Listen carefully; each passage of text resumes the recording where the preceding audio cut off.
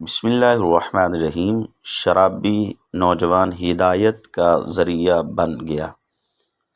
یہ واقعہ معروف سعودی عالم دین، اسلامی اسکالر اور داعی شیخ محمد بن عبد الرحمن العریفی نے بیان کیا ہے۔ وہ کہتے ہیں کہ اردن میں نے ایک درس دیا اور نماز کے حوالے سے کچھ باتیں کی۔ درس کے بعد ایک نوجوان نے کہا کہ میرا قصہ میری نماز کے ساتھ خاص ہے، آپ کی بارگاہ میں سنانا چاہتا ہوں۔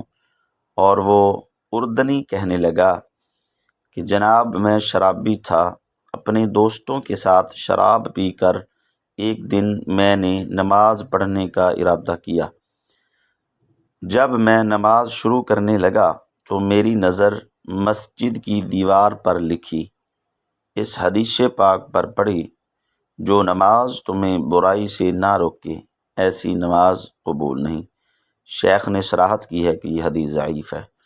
نوجوان کا بیان ہے کہ میں نے سوچا ایسی نماز کیوں پڑھوں جو قبول ہی نہ ہوگی۔ میں نے 10 سال تک نماز نہیں پڑھی تھی۔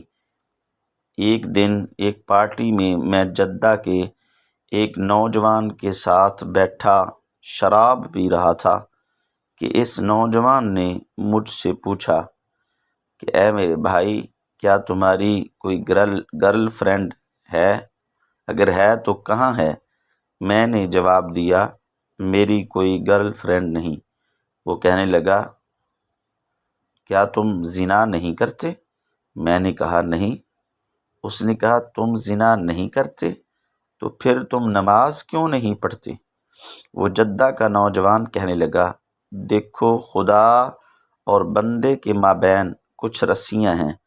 ماں باپ سے حسن سلوک ایک رسی ہے، روزہ رکھنا ایک رسی ہے، صدقہ کرنا ایک رسی ہے، نماز بھی ایک رسی ہے۔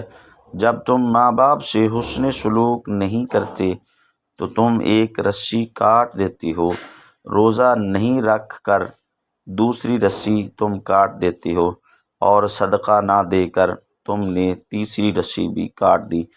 پھر وہ کہنے لگا کہ بھائی، کم از کم ایک نماز والی رسی تو نہ کاٹو، کیونکہ کبھی نہ کبھی تمہارے کام آئے گی۔ اس اردنی نوجوان نے کہا، میں وہاں سے اٹھا، اپنے گھر آیا، غسل کیا اور مغرب اور عشاء کی نماز پڑھی، اور اس دن سے لے کر آج تک میری کوئی نماز نہیں چھوٹی۔ یہ اللہ کی ہدایت ہے، جسے اللہ چاہے ہدایت کاملہ عطا فرماتا ہے۔